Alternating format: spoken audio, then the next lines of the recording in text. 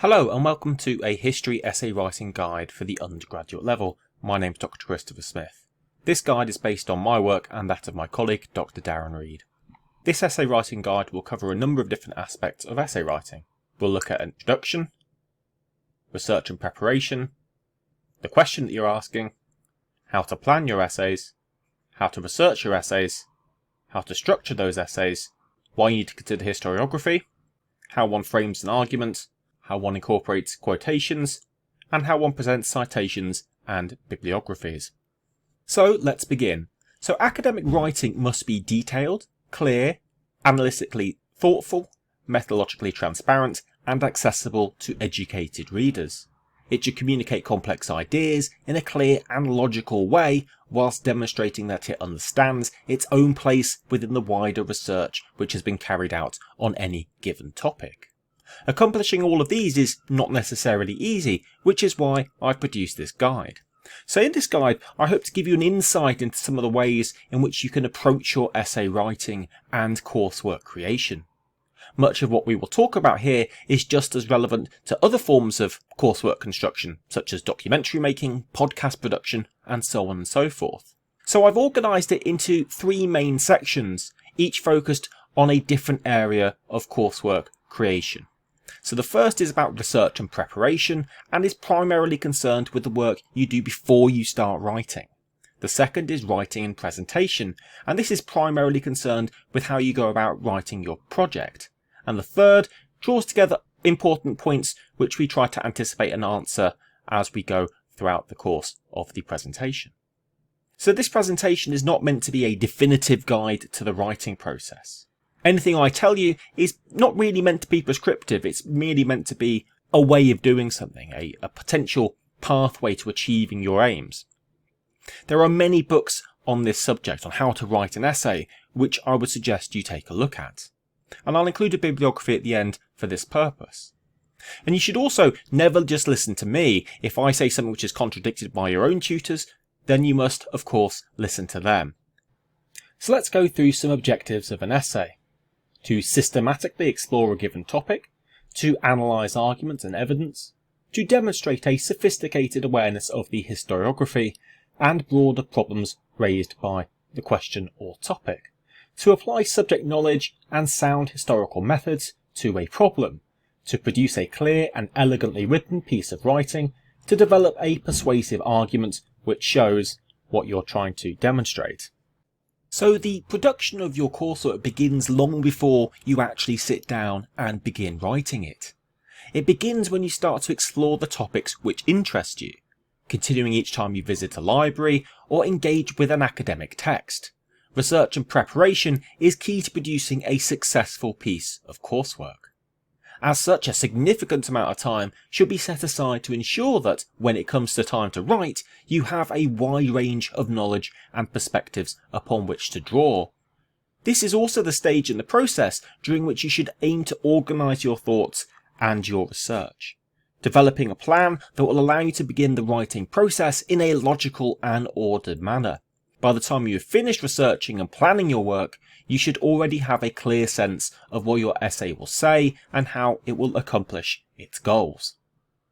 So if you're at university level, when you do your standard modules, your standard courses, most module or course tutors will pick a selection of essay titles or questions for you to write about. It will be incumbent upon you to then think about what these questions are and which best suit you. It's often the case that students choose the question they think will be easiest. This is actually a pretty poor reason to pick an essay question. Instead, you should pick that question which you believe offers you the opportunity to elaborate in writing on the topic which you find interesting, to build the strongest possible argument that you can, to deploy the most compelling array of primary sources, and to outline your grasp on the weighty historiographical questions. Picking a question on, say, the First World War because you studied a similar question at school is likely an unwise motivation for pursuing it. So one of the things that students do is they don't necessarily read the question properly. Students regularly make the mistake of picking questions because the topic seems to appeal in some way, yet they haven't necessarily understood or necessarily thought about what the question is actually asking of them. For instance, if you're interested in doing an essay on, say, Chartism, but the question reads, to what extent was Chartism a knife and fork issue or question, it is necessary that you understand the context of the terms Chartism, but also what the author might mean by a knife and fork issue. So really what the lecturer here is getting at is a term used to describe Chartism by one of its leaders, Joseph Rayner Stevens, in 1838. In other words, the question is asking you to weigh up the validity of Stevens' claim. And to do this, we actually need to understand where the claim comes from. And in this case, it comes from the Northern Star on the 29th of September, 1838. And Stevens had the following to say. This question of universal suffrage was a knife and fork question after all. This question was a bread and cheese question, notwithstanding all that had been said against it. And if any man asked him what he meant by universal suffrage, he would answer that every working man in the land had a right to have a good coat to his back, a comfortable abode in which to shelter himself and his family, a good dinner upon his table, and no more work than was necessary for keeping him in health, and as much wages for that work as which would keep him in plenty and afford him the enjoyment of all the blessings of life which a reasonable man could desire. In other words, the question is asking, really, is Chartism about food? Is it about basic incomes? Is that where the idea of universal suffrage comes from? Giving people the right to vote so that they have the political power to ensure that they have the economic means to sustain themselves. So the question is really asking you, is this really what Chartism is about? So as a rule of thumb, essay questions tend to utilise a number of different yet pretty familiar ideas and terms which give you a clue how to go about addressing the question.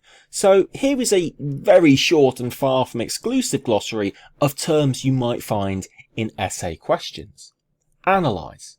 So what you want to do here is to break a subject down into its various parts and study each individually. Analyse the role played by women in early colonial American society. Next we have assess. So this is to establish the importance or significance of a claim or statement. Assess the validity of the Fisher thesis as regards the origins of the First World War. So next we have discuss. And really here, this is about weighing the significance of one factor against a host of others. Slavery was the most significant driver in the creation of modern racism. Discuss. And finally, at least the last that I've listed, is to what extent. So rather like discuss, this is about establishing the most significant factor in understanding a process or event. To what extent was Chartism a knife and fork question, just to use one we're already familiar with. Let's imagine at this point we have decided our essay question. It's then important to develop a plan. So for some students, this is a detailed activity which involves considerable prior research around the topic, the establishment of a thesis, so that is your central argument, the devising of the central structure of the essay, complete with each key section carefully mapped out in advance, and the identification of primary and secondary sources. So for others, on the other hand, this can be a swift exercise in outlining the main themes into a logical order. Neither approach is necessarily right or wrong. It depends on how you work. If you're struggling to gain marks, then it might be worth experimenting with different and more advanced forms of plan. So with any research project, making notes is fairly important. And you should aim to write detailed notes about every academic text that you read. These should include important points that the author is trying to make, relevant facts, points of interpretation, and any problematic methodological or interpretive issues you may identify within the work.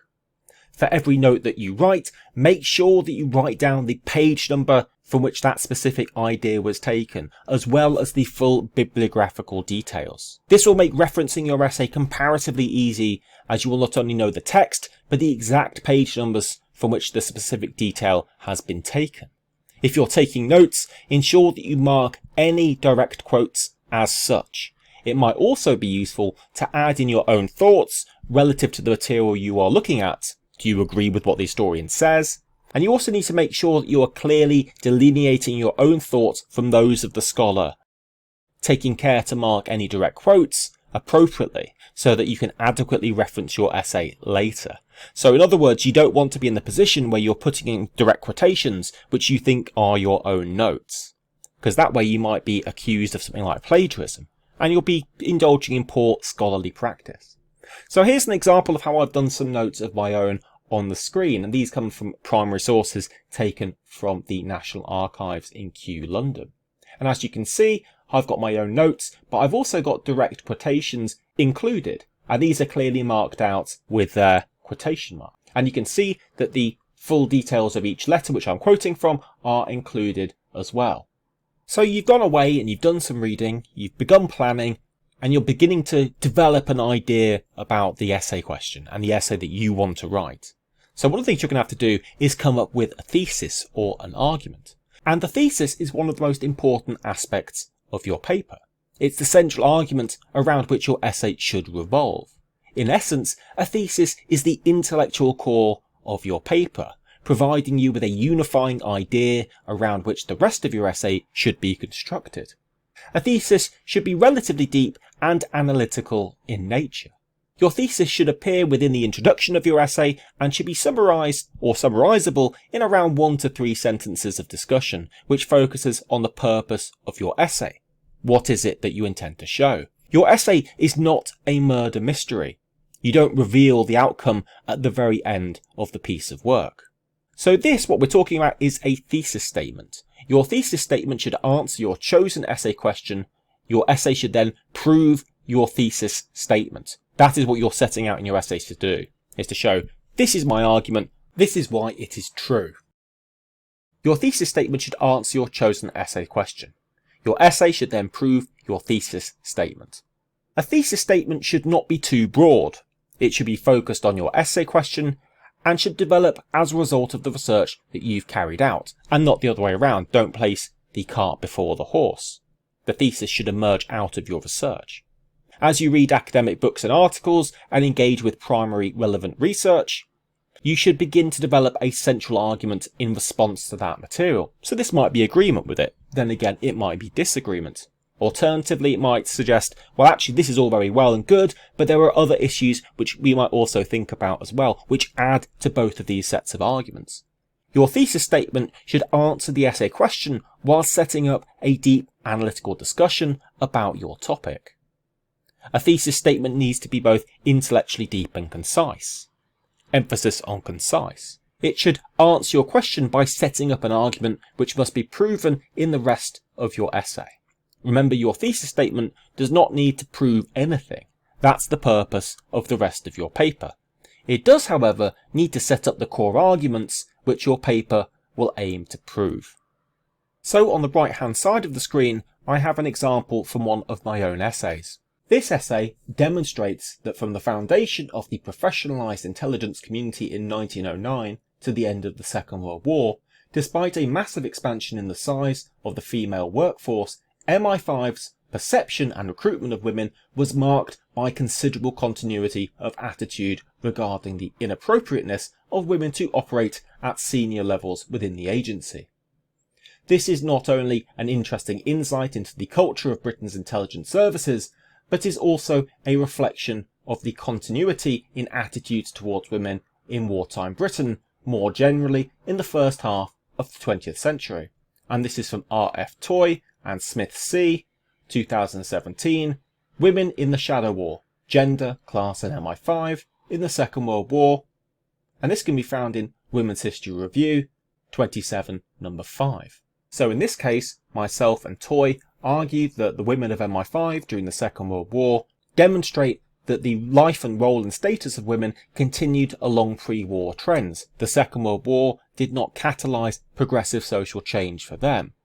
And this relates back to an important historiographical question regarding the Second World War and the British home front.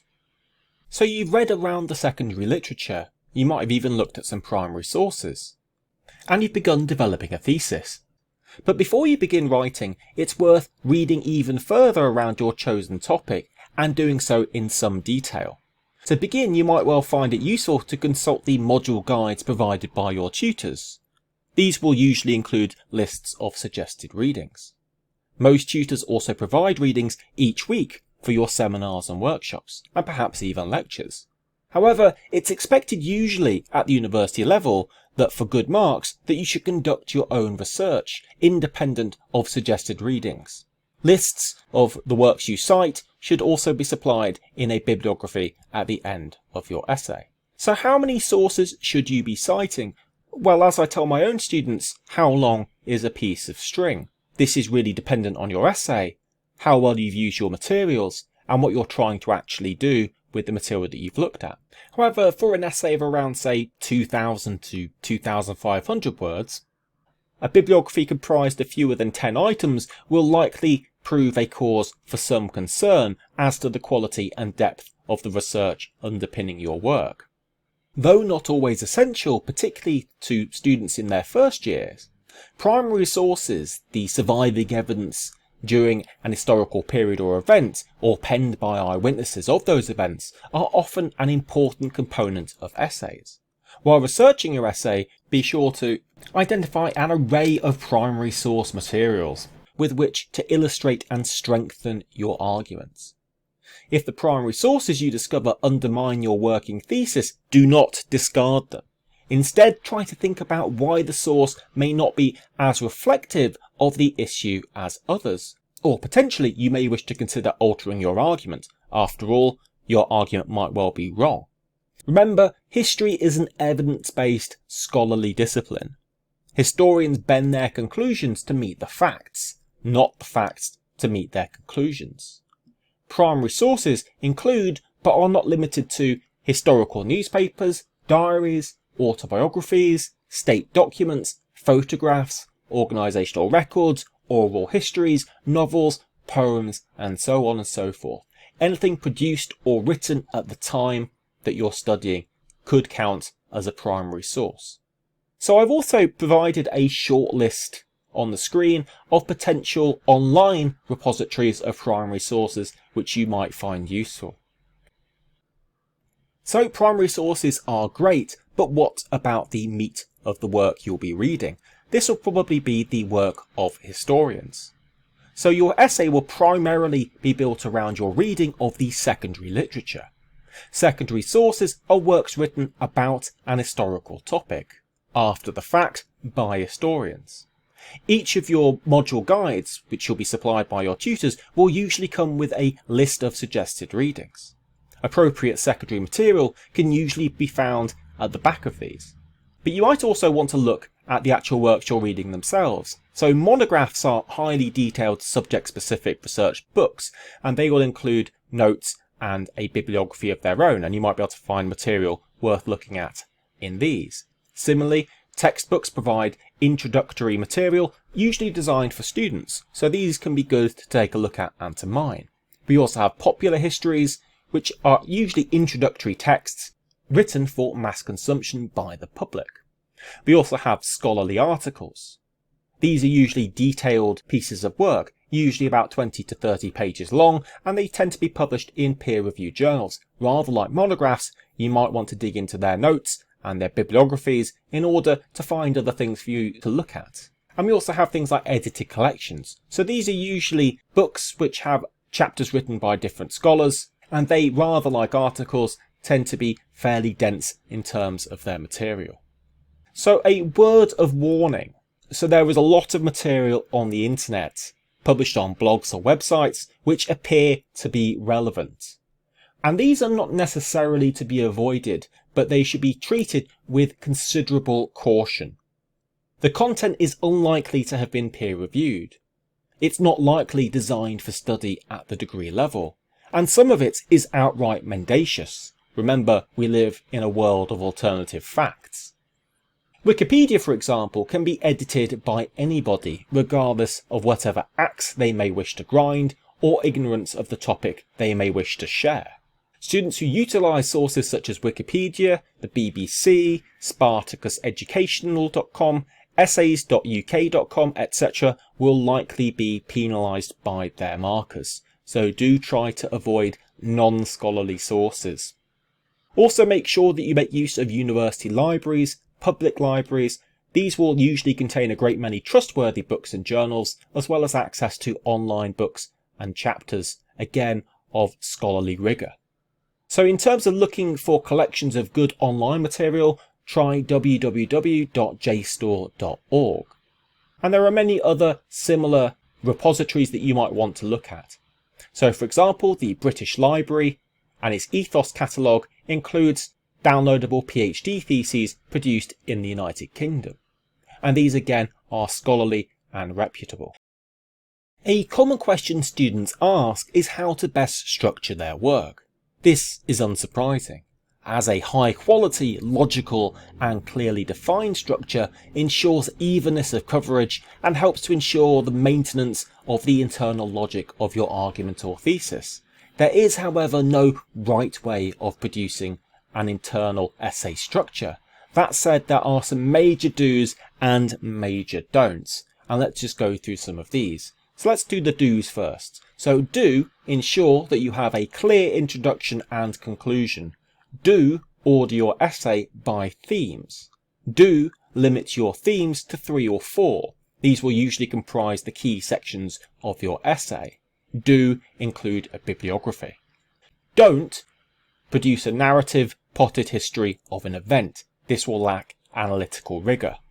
Don't order your themes by chronological period, as this tends to lead down a narrative pathway. Don't include repetitive sections. If you've already told the information to the reader, they don't want to hear it again and again. Don't produce unstructured themes. The coherence of individual sections of your essay will also require considerable thought. Too many themes in a structure will reduce the depth of what you can say. Too few will make the task of writing that much more arduous and reduces the breadth of what you can say as well. So thus, if you have an essay of 2,250 words to write, 3 themes of around 600 words, or 4, say 450 words, is likely ideal. Remember, you only have a limited number of words to work with, and most topics could fill, and usually do, fill entire books, if not small libraries. You cannot hope to cover every single angle. As such, you need to be a bit judicious in terms of picking out key themes. So let's take an example. So imagine that you've been set the following question. To what extent was economics the driving force behind the abolition of the slave trade in 1807? So realistically, there are multiple factors at play here, all of which you may wish to consider as part of your answer.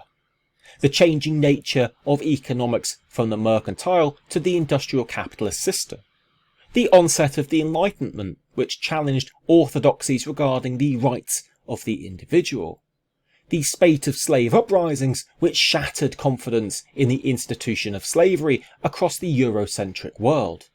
Religious upheaval, which increasingly presented slavery as an unforgivable sin. There are many more besides. Trying to cover every single one of these themes is likely to result in a very superficial paper that examines no one topic in sufficient depth. So instead, you should try to focus your efforts and consider, based on your reading of the material, which of these factors were the most important. So all of the above factors likely played some role in slavery's decline, but they are unlikely to have all played an equal role. So part of writing a good essay is demonstrating that you have understood different explanations, and based on your reading of the available evidence, have come to a nuanced conclusion of your own. For example, you might wish to argue that economics played a role, but the real driving force behind slavery's abolition was the changing social attitudes rooted in religious ideas which emerged as a part of the Enlightenment. Or you might want to argue that whilst religion played a role in making slavery less palatable, it was really the underlying economic forces which created the necessary conditions for countries like Britain and the United States to abandon the slave trade. Alternatively, you might suggest that actually it is the resistance by slaves themselves which struck fear into the hearts and minds of slave traders and trade slaving states, and this is what in turn led to the abolition of the slave trade. Your individual themes should be clearly linked back to the central argument that you are making. So as such, a basic structure might look a little bit like this. So an introduction, your first theme, economics, your second theme, religion, your third theme, historiographical debates, and finally a conclusion. And notice that I've put some word lengths here as well, and all of these are approximately the same length, with the exception of the introduction and the conclusion, which are a bit shorter. So this doesn't necessarily have to be the case when you finally write up your essay, but if you want to ensure evenness of coverage, this might be a simple, basic, but effective structure which you could follow. Do please note, however, that this example is purely illustrative. There are other ways, many more sophisticated, of structuring an essay. But, to start out at least, this simple structure provides multiple talking points whilst avoiding some common pitfalls. Each theme is sufficiently weighty as to allow you to develop your argument, provide evidence, discuss the historiographical debates surrounding each specific issue, whilst also not presenting yourself with an overwhelming task. Note also that the introduction and conclusion are both around 10% of the essay's word count. It's important you allow yourself enough space to do justice to each of these sections. It's a common error to assume that the introduction is merely a statement of intent and a conclusion is purely a summary. In fact, the introduction is the space to introduce the key issues, provide an outline of the major historiographical debates, to provide the thesis your essay will set out to prove. Meanwhile, the conclusion allows you to tie the various threads of your essay together into a final justification of your thesis. This is rather like the final statement given by a barrister in court. It is designed to persuade the reader of the validity of your argument. It also allows you to return to and comment upon the central historiographical questions highlighted in the essay and, of course, your thesis. It is a common misconception that a paragraph should equate to a single theme. This is incorrect. The purpose of a paragraph should be to address a series of interrelated points. A theme or case study should therefore be comprised of multiple paragraphs. If a paragraph exceeds more than 15 lines, it's probably too long. So we've talked fairly extensively about the historiography. So you should think carefully about identifying key debates between historians within your papers. Do historians agree on point X? If not, what is the nature of their disagreement? Why does that disagreement exist? Can this disagreement be reconciled? Whose argument do you find more convincing? You should also think about how you present analysis of the secondary literature in your essays. You should analyse an issue, analyse the relevant secondary literature, and present your results in your essay. As noted, you should avoid narrative, telling stories as much as possible. Addressing the historiography is an essential component of any essay, exam script, biographical essay, presentation, or even dissertation which you produce at university. Failure to discuss the debates which surround your chosen topic will cause your essay to lose marks. You need not, and indeed should not, be overawed by the historians whose work with which you are dealing. Instead, you should treat them critically. If you disagree, say so, and explain why you feel the evidence they've presented is not as compelling as that of another historian, or perhaps because your own primary research suggests an alternative conclusion. Your introduction should outline the key historiographical debates which are elicited by the essay question. Meanwhile, each of your key themes should similarly reflect on the specific historiography that they have attracted. Finally, your conclusion should comment on the central debates outlined at the outset of your essay. Remember, debate and discussion are a key part of the subject and indeed discipline of history. Read widely, critically, and engage with other historians. You will likely find a wealth of debates which will provide you with an opportunity to really reflect on the nature of life and society in the past. So, how do you go about supporting an argument? A history essay should be structured around a central thesis and argument, and this we've already discussed. So think about your essay as something which is scalable.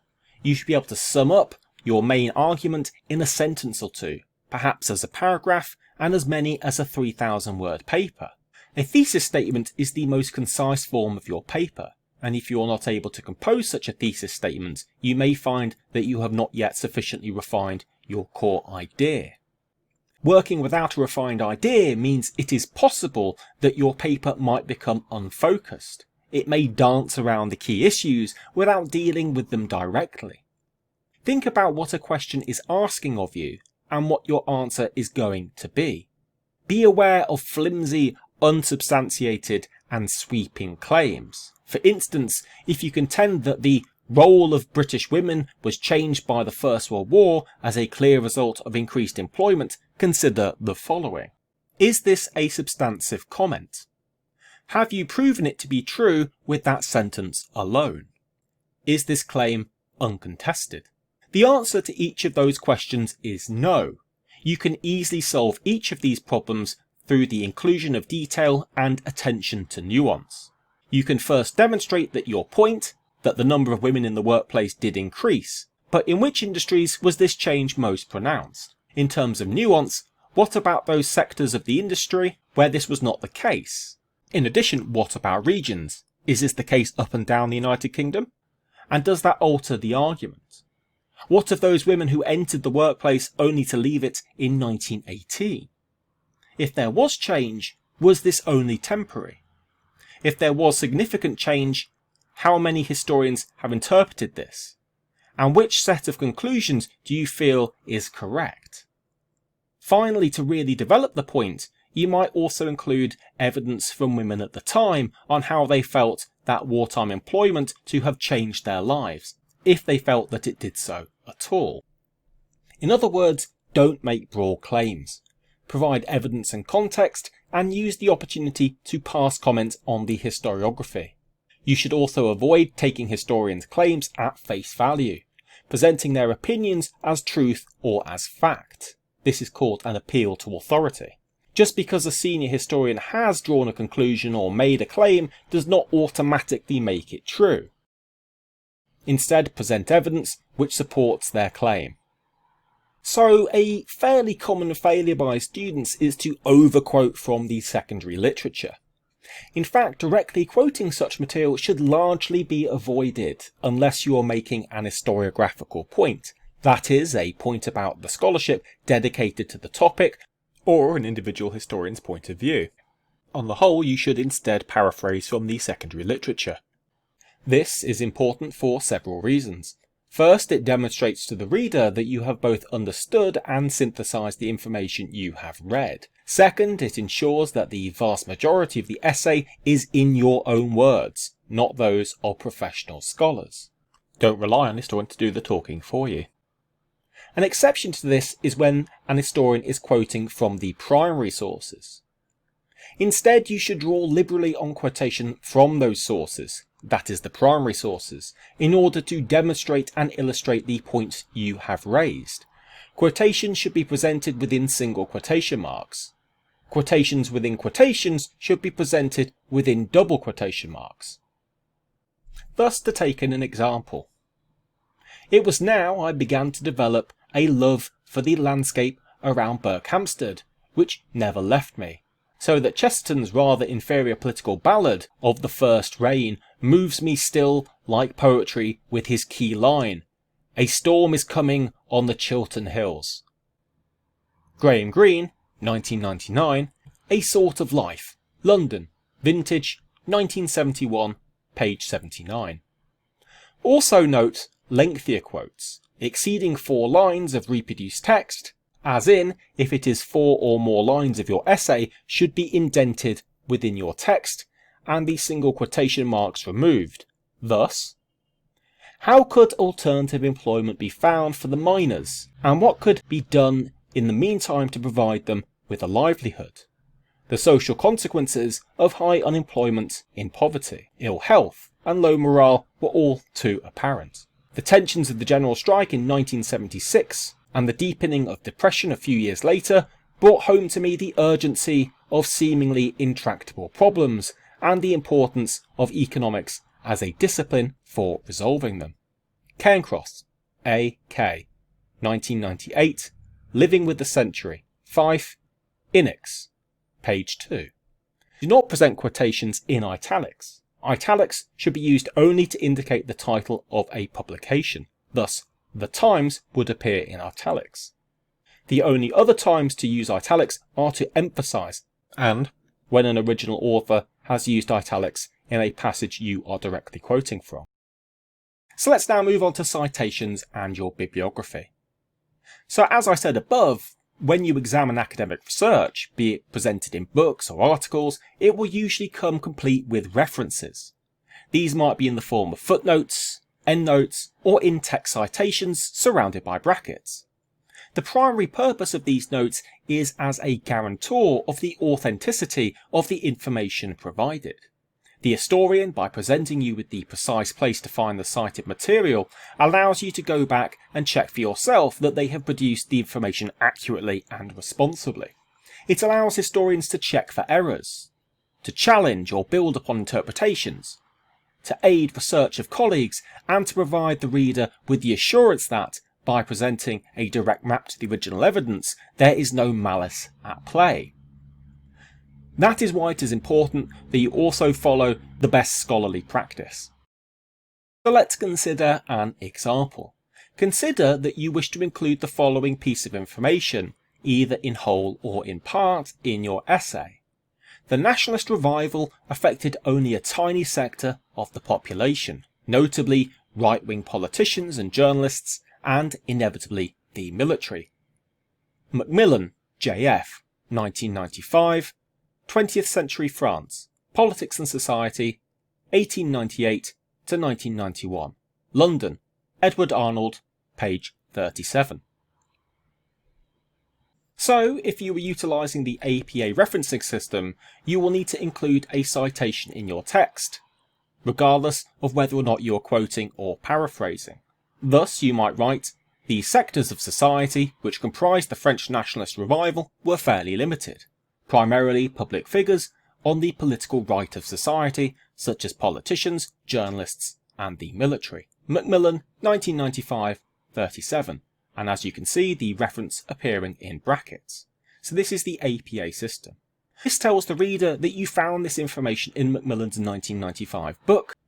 There are a number of variations of sentence which require you to present this information in subtly different forms. For example, if you indicate the author in your prose, you do not need to repeat their name in the actual reference. Thus, Macmillan argues that those sectors of society which comprised the French nationalist revival were fairly limited, primarily public figures on the political right of society, such as politicians, journalists, and the military. 1995, page 37. And the reason why it's 1995, page 37, is because the author has already been identified in the prose. Yet there are different referencing systems, such as Chicago, Harvard, and so on and so forth. So quite a lot of historians use MLA. And MLA is the style guide of the Modern Languages Association. So this utilises footnotes, and you can see examples of how you might present those footnotes on the screen. Note that the second reference is a short reference. If you've already utilised a full-length reference earlier, in which all the bibliographical details are supplied, then subsequent references usually should be shortened. Though do ask your tutors about how to correctly use the system which is being utilised by your university. Last but not least, your work should also include a bibliography in which all the materials which you have cited, or indeed read, which have contributed to your thinking regarding the essay, should appear. Your bibliography should be presented as an alphabetised list of authors' surnames. If you've utilised primary sources, these should be presented in a separate category ahead of your main list of books and articles. And on the screen, you can see an example of a bibliography. So thank you very much for listening, and I'll just conclude with a list of suggested reading. As you can see on the screen, here are a number of different texts which you might wish to have a look at before embarking on any essays. These are Black, McGrailed, Studying History, 2nd edition. Klaus and Marriott, History, An Introduction to Theory, Method and Practice. Donnelly and Norton, Doing History. Marwick, The New Nature of History.